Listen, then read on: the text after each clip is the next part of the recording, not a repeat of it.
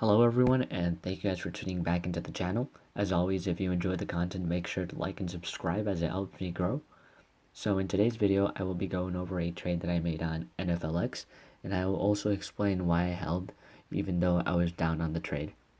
So if we go down to NFLX and we go to the trade history, we can see that I originally purchased one put for 565, and later I decided to average down and buy another one for $460.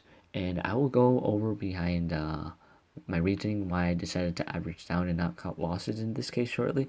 But overall, the trade worked out in my favor, and I was able to make an easy $55.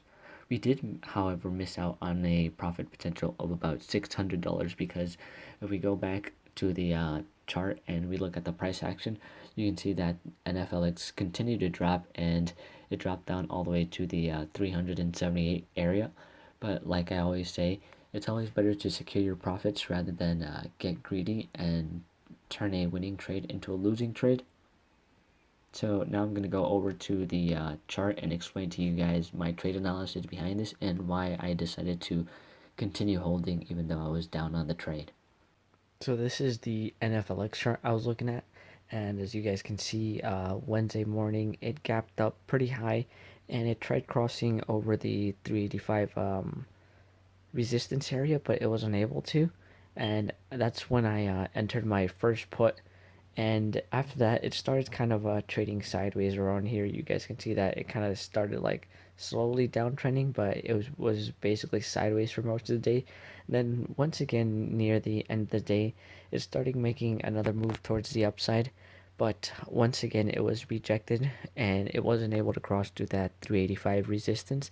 And after I saw that it wasn't able to cross over that, I decided to average down and build upon my position. So I got another put, and then after that, shortly after that, we can see that NFLX broke through the EMA line, and it just went downhill from that. It started gapping down pretty fast.